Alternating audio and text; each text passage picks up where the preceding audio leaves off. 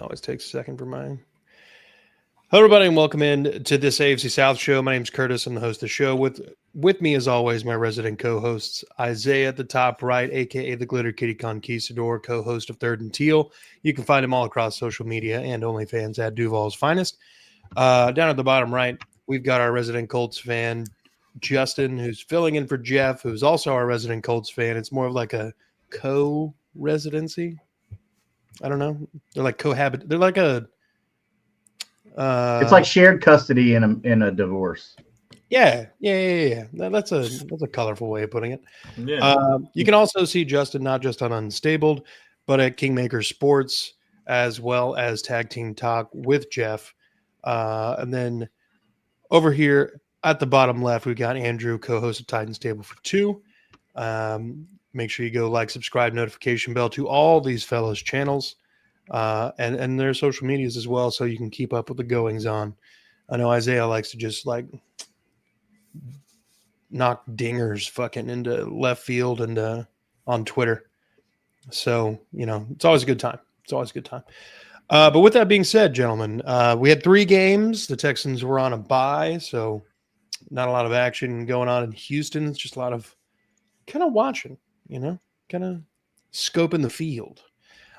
So Justin's gotta get out of here a little earlier tonight. He's got Kingmaker Sports coming up at 9:30. So we're gonna go ahead and get the Colts stuff going. Justin, the Colts hung on and when won in a situation where they were down how many secondary members and still. Oh God, it just seems, and we just lost Mike Hilton up to IR, so it's just a continuing thing.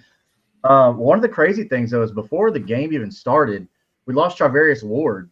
He got hurt in warm-ups. So Charvarius Ward got hurt in warm-ups. And then Anthony Richardson, who wasn't going to play a big part in the game anyway, but he got hurt in warm-ups with like an eye, like orbital fracture. Yeah. With his they're saying it's from his warm-up band, like the band or something.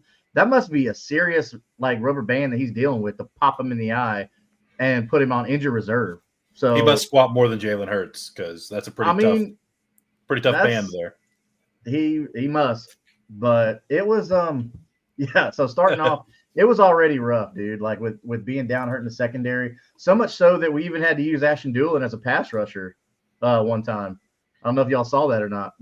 We had Ashton Doolin doing this little come around the edge, not his edge, but he came around the defensive line and tried to come around the other side.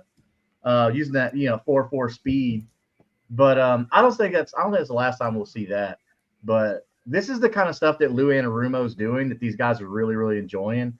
That was part of the stuff that we talked about. That Jeff and I talked about with JJ Stankovich last week, was that this is the stuff that the guys are loving. They're loving the fact they're not just having to play their position; they're getting to be athletes and play all over the field on defense. So that's pretty cool to see.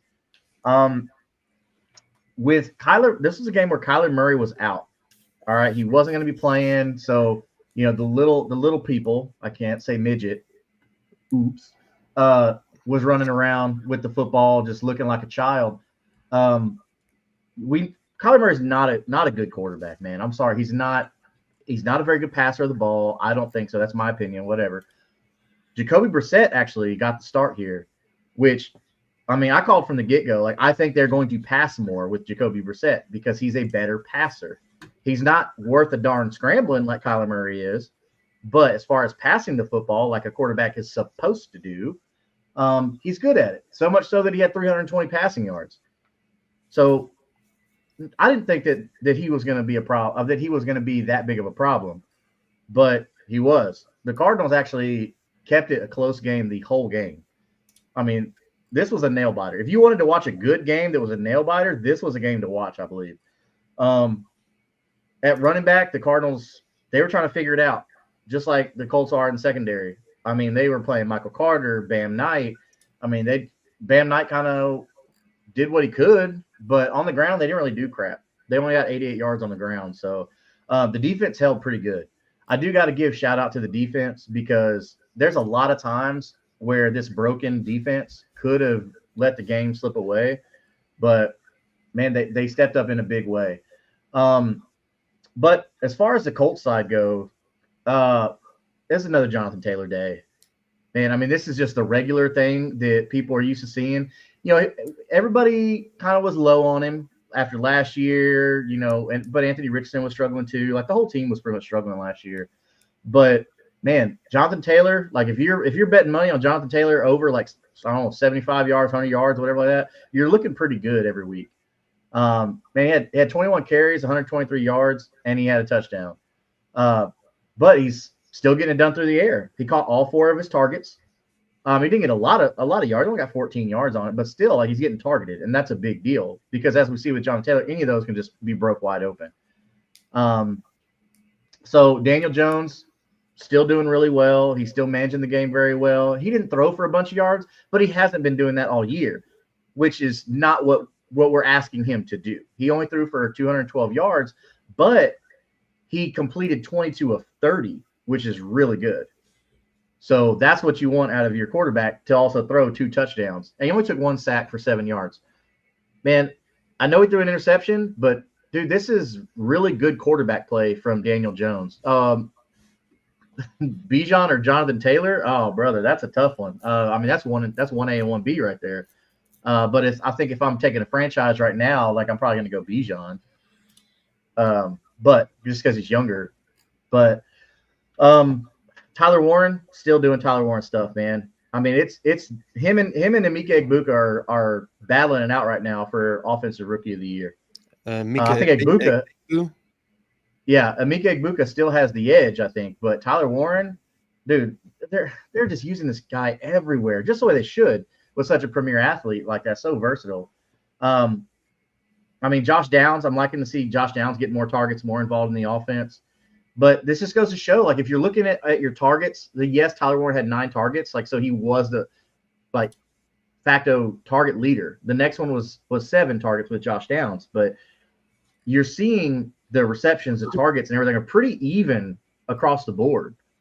So they didn't do anything fancy, anything special here, but I to get the job done. But the defense secondary is, man, just more and more banged up every week. So they're definitely going to have to bring in some other talent. I mean, I don't think we're going to be able to wait till the trade deadline to bring in some secondary help.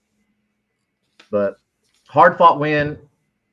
But, hey, Colts are 5-1. I think PFF has them power ranked at like number 4 in the league right now. They're looking pretty good. I'm happy riding the blue wave, man. Like I didn't expect us to have this much success. So every week is a blessing right now. I'm just enjoying it. I put that in the group chat there, Brandon, CJ Gardner-Johnson. But I mean, Curtis, isn't he supposed to be like pretty toxic though? Like I don't know if a team that's rolling like this wants that kind of toxicity in the locker room, man. Yeah, but you guys signed Xavier Howard. That clearly doesn't matter. Yeah, that's fair. That's fair. Sorry. I had to give me a little sip of a little W-dub, man. I'm poached. But yeah, man. I don't know. What do y'all think about this game? Like, I thought it was a pretty good game overall. I don't know what I was expecting. Let's take a gander here at the predictions. So I had Indianapolis winning 23-20. Isaiah and Trevor went for the fucking ridiculous pick of 36-19 Arizona, and then Jeff chimed in the group chat, I think, with 28-20 Indianapolis. With the line, like anybody who bet the spread on that game was a fucking genius, because the line was 9.5 in favor of the Colts. I mean, yeah, I really didn't expect the Cardinals to keep it that close.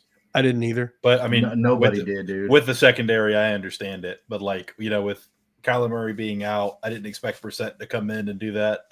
Yeah. But yeah, that was I don't know, man. Colts got to figure it out in the secondary, but damn, I mean, that offense. My thing about it is though, is like their defenses look pretty good, like at least decent the past couple of years. Like their offense hasn't really changed that much outside of Tyler Warren. Like I don't understand why it took them. This is Steichen's 3rd season there, is it? Steichen 3, 4. 4, 3, I think. Yeah. Like I feel like you could get something at least halfway serviceable out of Richardson if they were letting Taylor touch the ball 20 times a game. Like I feel like the past 2 years they just haven't really done it. Like I feel like that was the key to success. They've had it in the building the whole time. But I definitely think that Daniel Jones is doing way better than what Richardson is and would have been. But I'm just saying, like, I feel like they really, for some reason, shied away from it. But Jonathan Taylor's getting his touches, and he's showing us why he's always been a top 3 back in the league since he came into the league. I mean, he's really good. Yeah, I think there's people not being afraid of Anthony Richardson, so you can just load the box. So yeah, I mean, at a certain point, they did show him like, hey, this guy's garbage. Definitely with that secondary, I would definitely feel lucky that Harrison got hurt early in that game and wasn't able to return because Zay Jones and Trey McBride and Michael Wilson were having good days, and nobody with Trey McBride out of that group really sparks fear for sure. Yeah. What are we doing? We're combining too many things here. He's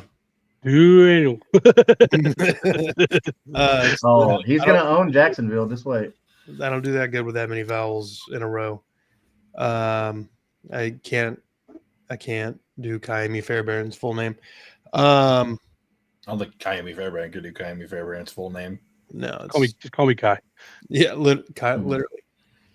All right. I mean, that's pretty much it. Does anybody else have any Colts commentary? Nope. No, because I think I got it figured out. It's going to be interesting to see kind of how this Jacksonville Colts thing plays out as the year goes on. Yeah. I mean, what is it? The next 4 games for the Jags, you got Rams, Raiders, Texans, Chargers. And the next 4 games for the Colts, Chargers, Titans, Pittsburgh, Atlanta. And we could easily be randomly good all of a sudden. They did too. I feel like the Bills aren't that good this year. Hot garbage. Because the only teams they've beat were like the Ravens, the Jets. They'd be better if Josh Allen realized he had receivers on his team. Does he though? Dude, Keon Coleman's not bad. What are you talking about? No, I'm not saying he's bad, but like Khalil Shakir gets open like twice a game. He's one of those guys that like he's a big hitter a couple times a game, but he's not like a consistent. They're not using him right. Like I definitely think they have the wrong offensive coordinator in that build. The way he's been playing like the past couple of years, he's like he's not a 10 to 15 catch a game kind of guy. He's a 3 to 5 and he hits you hard once or twice. Explosive play. Coleman's good. I like Coleman a lot, but the problem with him is he's not a speed guy. He doesn't get enough separation. He's a big so like his routes have to develop, and with how their O-line's been playing this year, he doesn't really have the time for the routes to develop. Yeah, but damn, he's good. I mean, when they can get him the ball, or like when he makes a good move, because I hate him. Well, week 1 we saw like he's dangerous if you actually get him the ball. Yeah, I mean he went to Florida State, so I've seen plenty of him, and I didn't like him when he was there. But a lot. He's a great dude though. I mean, goddamn, he's a good dude. But no, I mean. He's one of the guys. He can't just take off on you. He's got to get separation to there. He's kind of like Keenan Allen, but a little bit faster and more athletic. But he's kind of like Keenan Allen, where he's got to break you on the route. He's not just going to flat out outrun you unless you fall or trip. Yeah, that's definitely. That's all I got for the Colts. Yeah. All right. Well, we will pivot now to the Titans at the Raiders, and there's a lot going on, of course. I'll just let Andrew take it away. Titans lost 20-10. Sorry, I had the Titans winning 27-17. Isaiah said 24-17 Tennessee, and Trevor had Las Vegas winning 12-8. That was close, man. That horrible. Not a bad guess. A lot of the same, His poor offense. Calvin goes down after a handful of plays. After, he kind of had a breakthrough game last week. Jeffrey Simmons and Cedric Gray leading the defense. Snead playing better. We actually got some decent pass rush. We only had 2 sacks, one by Simmons. I think Draymond had the other one, but we were in Gino's face a lot. But, turnovers and bad offensive play regression by Cam. And I think Cam had 3 turnovers. One was inside the 5 that led to the first Raiders touchdown, so you can't really put that on the defense. But yeah, I mean, they gave up 2 field goals and a touchdown, give up 13 points realistically, and your offense just we haven't had a first quarter touchdown all year. All year. Not a single touchdown for the only team not to have a touchdown in the first quarter. It's you'd see why Brian Callahan was fired. We've scored 83 points all year. 6 games in, 83 points. That is disgusting. So we'll going forward, Mike McCoy, you know. He said something in his opening presser today that I really liked, and he said, "For me, it's about players, not plays." And that's what you got. You got to build the offense around the player. Quit trying to put the player into your offense. Do work to your player's strengths. Cam looks so much more comfortable in a hurry up style offense. I'm not saying you got to go, Chip Kelly with it, but be a little more up tempo. He gets into a rhythm. He feels good. And that's what ended on the Cardinals game we won. And they're like, yeah, we're going to do that a little more. And they come out and run 3 straight fucking run plays, draining all the play clock on all 3 of them. What the fuck? And don't get a first down, 3 and out immediately. He knew he was gone. Yeah. Mike McCoy, I mean, he had a couple decent seasons with the Chargers. But at least it's somebody who has a lot of experience in general, and he has head coaching experience, and he's not going to take over the play calling. I think he's going to be there to help. I like him there to change some things around. First quarter, I'm like, yeah, dude, 4 verts like it's Madden every play. That tight end's coming across the middle, baby. I think we all knew it was going to happen. I think a lot of people circled the Patriots game as the when Callahan was going to get fired, but probably after. And this could be just a move to like not let Vrabel be the one to end our coaching's career next week. Do it beforehand, so he's not the guy. I mean, he still looks golden right now. Like the Titans look like dumbasses still. That nothing changes. He could go out and lose against you guys, and he still looks good because you've already fired his replacement. Yeah, I agree. I'm not saying we definitely didn't make the right hire, obviously, but I don't think I'm not in the company of like it was the wrong decision to fire Vrabel either, because he wasn't doing anything these last 2 seasons, and he was too power hungry. He wouldn't fire his friends. Like you gotta we want to be right. You got to go get another offensive coordinator. When our offense was successful under Vrabel was because we had Matt LaFleur and we had Arthur Smith. And then after that, he wanted to start putting his friends in those positions. And Todd Downing. Arthur Smith was so bad. Arthur Smith's still bad, dude. Arthur Smith was so good for us. I don't understand. Such a good offensive coordinator. He had Derrick Henry. Come on. Come on. It wasn't just running Brian Tannehill had his best seasons with Arthur Smith. Tannehill was a top 5 quarterback under Arthur Smith, statistically wise. Oh, so, he just sucks everywhere else. There's a reason he got that job in Atlanta. And it wasn't because he did a bad job with us. He sure did a bad job in Atlanta. Yeah, well, you would. Who's the quarterback? Desmond Ridder? He still had Bijan. Michael Penis. He had Kyle Pitts. He never had Penis. But nobody had a great first year. Kyle Pitts. Kyle Pitts is just kind of a wash at this point. Kyle Pitts went from like one of the greatest tight end prospects, like receiver wise of all time, to who's that guy? Remember, he had like 1,000 yards his rookie season, but no touchdowns. Kyle Pitts has become a trivia question. Literally.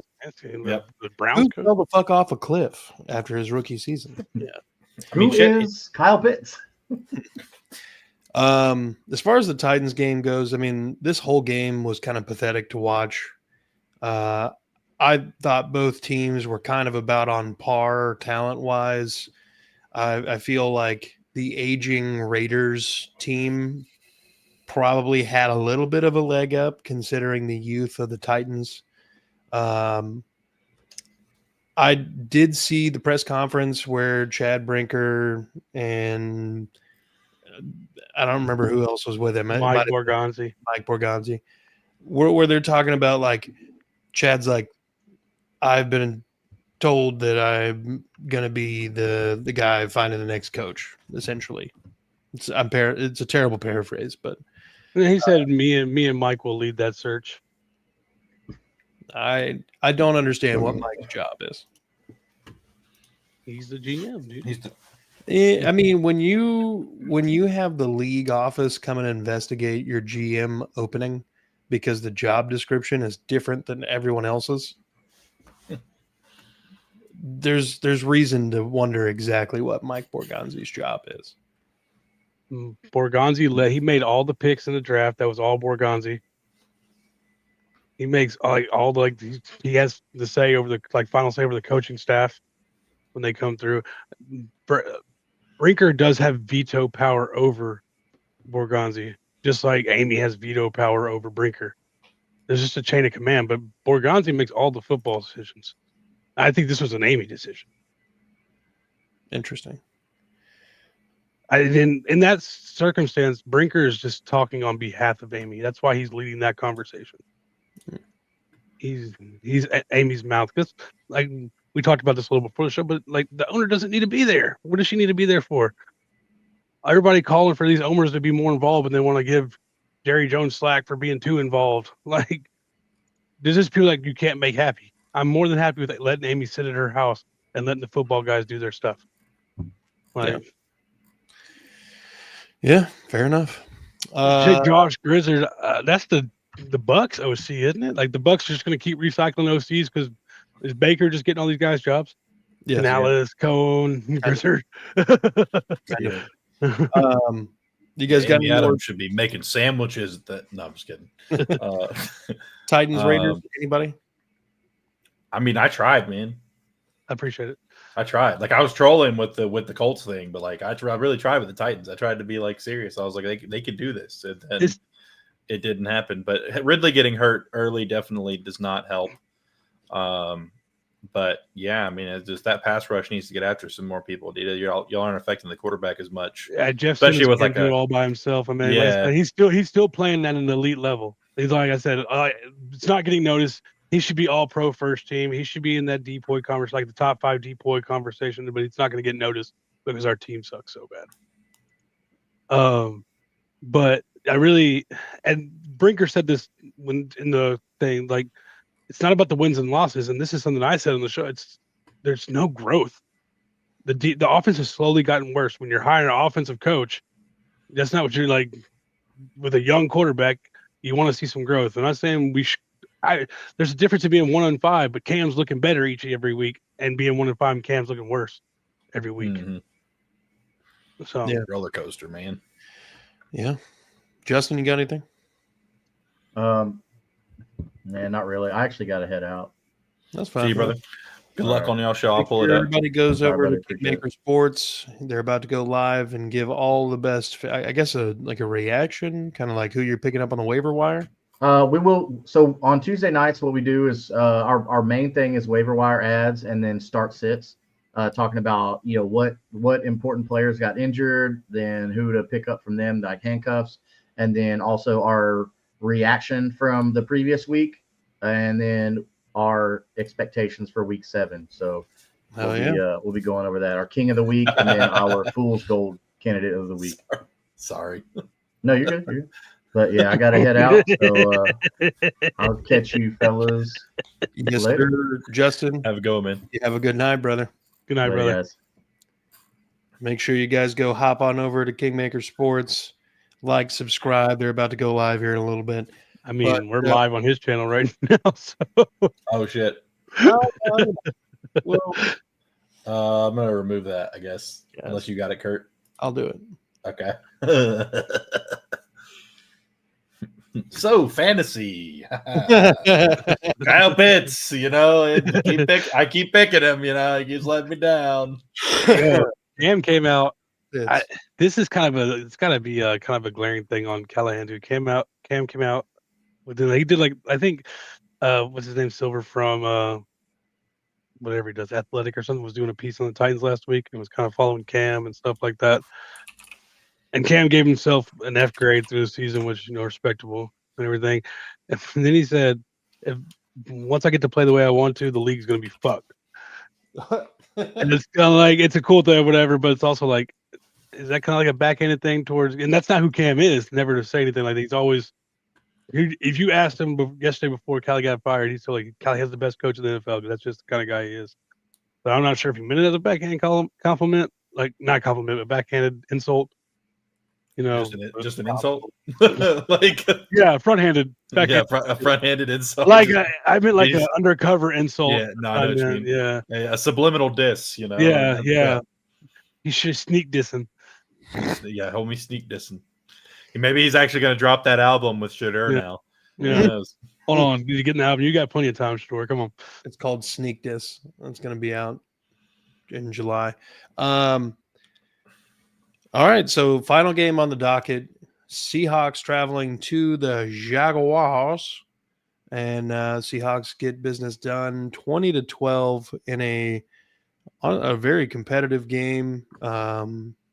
Honestly, I thought there would be a lot more points from both teams. Yeah.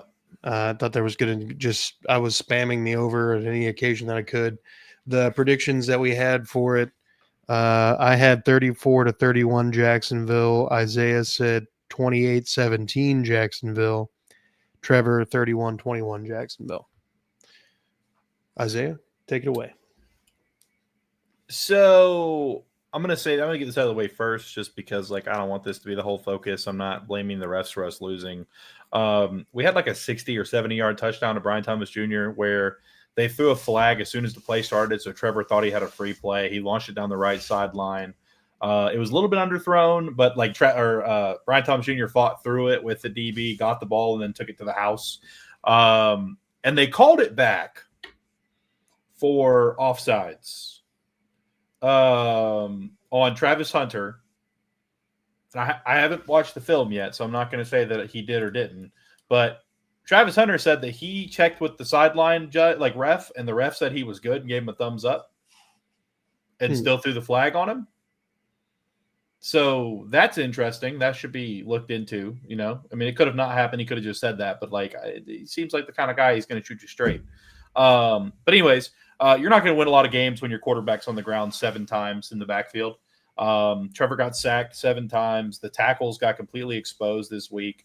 I mean, even just basic stunts, they just couldn't do anything. I don't know what was going on. That Seahawks D-line.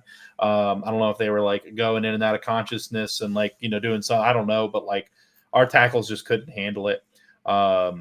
They had 7 sacks. They had a bunch of hurries. I think Trevor was pressured on 15 out of 22 dropbacks or something like that. I mean, it was crazy. We just couldn't figure it out on defense. Devin Lloyd. A total of 33 pressures. Oh, so 33 pressures.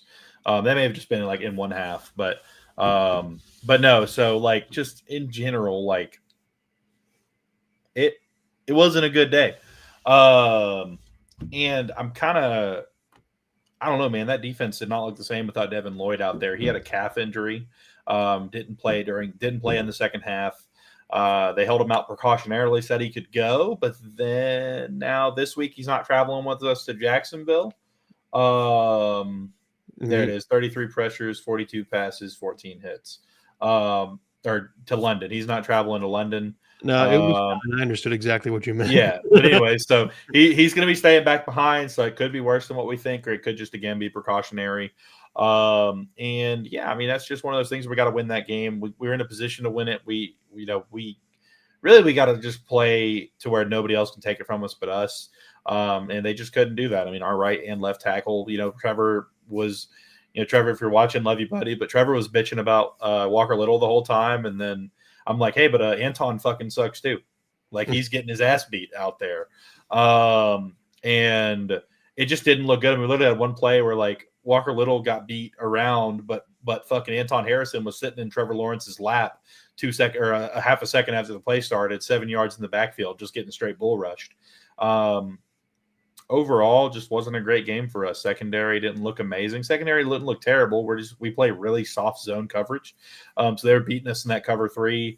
And cover 4 looks a lot, just kind of on the sidelines, right between the deep man and the hook curl. So just got to do better at that. I think they need to play a little more man coverage, honestly. Greg Newsome got burnt for a touchdown on his first play. He made it look better than Tyson Campbell would have. At least he was in the zip code, but still, I mean, it kind of sucks. Your first play on the field, you line up against Jackson Smith and Jigba, and you get man coverage and just get beat over the top. But overall, we've got to play cleaner. Last week we only had 4 penalties. This week I think we had a bunch more. I know that much. I don't even know how much. I don't even want to look it up. I'm so tired of it.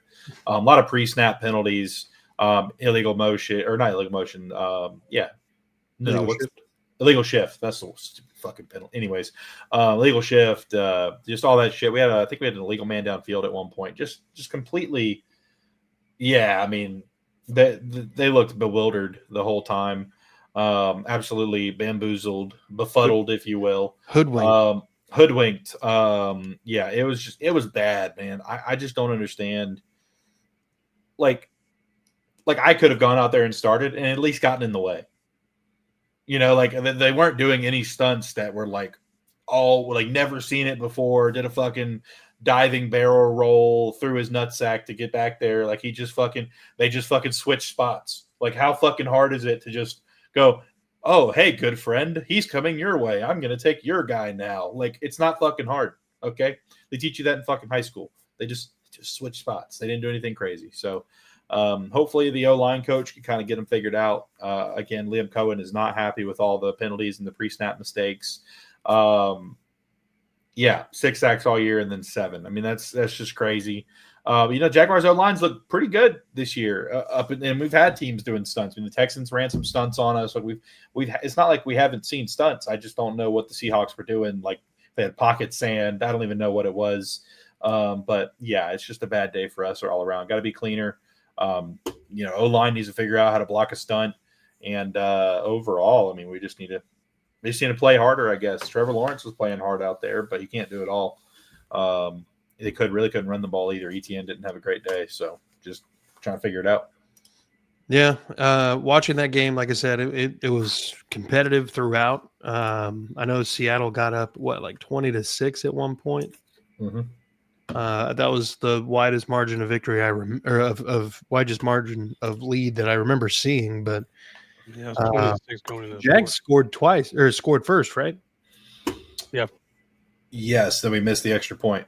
Cam Little left 4 points out there. He's looked. I don't know what's going on with him, man. Like I don't want to give up on him and cut him. I mean, he's only like 22 years old and he has probably the biggest leg. You good? And he's back. No, I was just making sure my channel wasn't connected here. Oh, we already deleted it. We realized that as soon as you left, so we could. Okay, yep. Appreciate it, fellas. Thank you. Yep. Later. But yeah, I mean, Cam Little, man, I hate to say that I'd like to get rid of him at this point in time, just because, I mean, again, he's 22. He's got the biggest leg in the league right now. But he's got to be able to make field goals. I don't care if you can kick a 70-yarder in the preseason if you can't kick a fucking 37-yarder in the regular season. It's like it doesn't really matter at that point. Just going to have to kind of see what we can do. They may bring in a guy for some competition, or they may just keep rolling with him. It's going to be interesting to see. I just really don't know what to think of it right now. Yeah. This was one of the games where it kind of felt like, for most of the season for the Jaguars, it kind of felt like you would see an issue, maybe 2 issues a game. You might have an issue with the drops a lot more so, and then penalties. But it was never like everything all at once, like it kind of was with this game. It did not look like the O-line was capable. Like at a certain point, once you realize that stunts are happening, like how is the offensive line coach and the offensive line not sitting back and be like, all right, let's communicate about this. If this happens, let's adjust. I don't understand how that's not happening. The same way I didn't understand it not happening in Houston when that was just every game. I don't know. One of my very wise friends, his name's Bill. Shouts Bill. My name's not Bill. I think you met Bill. He said wise. That's why I said it.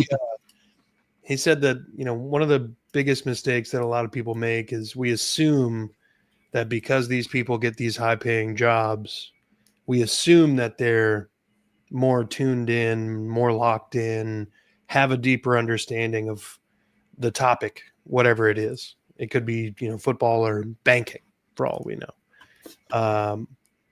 A lot of times, motherfuckers get put in positions in a nepotism kind of way or whatever, and it's not because of their own merit. It's not because of how equipped they are. It's just, this is one of the occasions where I think the offensive line coach couldn't see the problem that everyone else could see, and we assume that he has the tools to fix it, but he may not. You know what I mean? Like, everybody's got a blind spot to just something. But enough existential truisms. Yeah, no, I mean, just kind of one of those fall apart games against a good team. It's not like you did this against the Cardinals or anything. But it's still early. You're 4-2. You're in a good spot. I mean, the schedule is not crazy difficult. You got some teams coming down the pike, but you don't have like the Colts schedule. You got the Mike McCoy led Titans. Why? Yeah. I'm so scared of the guy that we just fired after last week. I think it sucks that like this is like Brian Thomas is really coming back to life game. It kind of got wasted. I think whenever your running back is your highest graded blocker and your middle linebackers are your highest graded pass coverage people, it's never a good day. I didn't notice, but was Eric Murray in any way? I feel like at some point there's going to be a game where you guys are like, fuck Eric Murray. Probably. It wasn't this game, though. Okay. Did he do all right? I mean, was he like serviceable? Tackling was a 27, so I guess he missed some tackles out there. Coverage. I mean, the whole team was bad at coverage except for the two middle linebackers, Vontrell and Ventrell, sorry. I don't remember like seeing anything like going, damn, tackles. Eric. Like, I know the whole team has some tackling issues. But yeah, I mean, I don't remember anything sticking out to me like, oh my God, Eric Murray, you suck. Yeah. You have completely thrown away all that you've done this season on this one play. Yeah. But as I've said on my show and on Jags United show when I went on there the other day, there most certainly can and likely will be a game or a day where I say, damn you, Eric Murray. That's what I thought you were before you got here. But yeah, today's not that day, but I'm never going to rule that out. I don't think that some players do. They all of a sudden are amazing and they do this and they do that and whatever when they get to a new place. I don't know that Eric Murray's that guy. I think he's doing what they're asking him to do, and that's enough right now. But if he ever has to improvise, we might have an issue. Yeah. Let's see. Robert says Jags tried to get Tampa's O-line coach, but they blocked us. I think they probably would have allowed it had Liam Cohen not had the Jags had moved on from what's his nuts prior to interviewing Liam. I think if that would have happened, then Liam could have probably just brought everybody as is. That was a weird situation. Yeah, it was pretty funny. Well, all right. Like I said, Houston was on a bye week. We didn't really have shit to do except for just watch everybody. So I spent most of my time watching the Seahawks-Jags game, and then had the Colts and Cardinals game on, and was just constantly like, how are you just scoring this many points right now? You're Jacoby Brissett. This is not you. They kind of got away with the PI on Trey McBride too at the end. A hold, not PI, a hold. It should have been a hold. That's right. Texans took 2 weeks to celebrate a Ravens win and hang the banner. That's right. That's right. First time we ever beat them in Baltimore, bitches. Oh, for real? Yeah. Welcome to the club. I know, dude. It's we did that during a playoff game. I remember my first time being like, conscious, like I knew what was going on in a football game, though we beat them, was the time when they had a roughing the passer on Bortles and we kicked a field goal with 0 seconds left and won it because they fucked up. Damn. That was great. That is hilarious. 59-yard field goal with 0 seconds left because of a fucking roughing the passer. Would that have been Scobie? No. That would have been Jason Myers, I believe. Oh, shit. Man, how long has Scobie been gone? Oh, a long time. Scobie retired in 14, 13. Scobie's been gone. I think actually maybe 2012, but I think it was 14 or 13. He was the only kicker I associated with the Jags forever. 14. Wild. Yeah, and then he did 2 years on the off season with the Steelers and the Saints, but never kicked for him. No, he kicked for the Steelers. Looks like. Oh, okay. Yeah, so he left the Jags in 14, and then he signed a 1-day contract to retire with us in 17. It was Josh Lambo. No, it wasn't Lambo. It was Jason Myers was before Lambo. That was 2015 that happened. Ravens walk-off field goal. So Steelers traded for Scobie going into the 15 season. And then he missed like 5 kicks in 4 weeks and they let him go. Yeah, 2019, Jason Myers hits 53-yard field goal to win game. Oh, no, that's not the right one. Anyways, not important. It happened. Side quests. Yeah. All right. Well, we'll get I think this is a good spot to go ahead and wrap it up, gentlemen.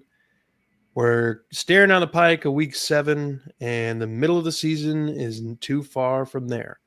As of right now, the Colts standing alone at the top, 5-1, Jags 4-2, Texans 2-3, and the Titans. Wow! I was correct. November 15th, 2015, Jason Myers hit a 53-yard field goal to win the game after a face mask on Bortles. That's what it was. So many face mask Bortles with 0 seconds left. Hell yeah. What an idiot. What a fucking idiot. What a maroon. Well, look, gentlemen, I want to thank you all for taking time out of your evening to come on and talk AFC South football. Robert, Brandon, everybody in the chat. Duval TV, always thanks for checking it. Mellow Mike. I think that's it. Yeah. Thank you guys for hitting us up in the comment section. Always enjoy hearing from you guys.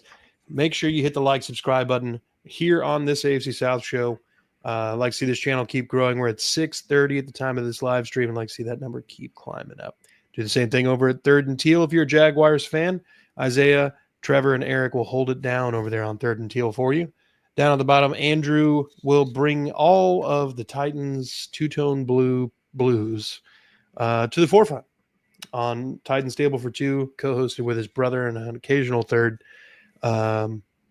Make sure you go check out Unstable, Tag Team Talk, and Kingmaker Sports to support Justin and Jeff. Without any further ado, y'all have a good night. Be good people. Fuck the Cowboys and the Colts.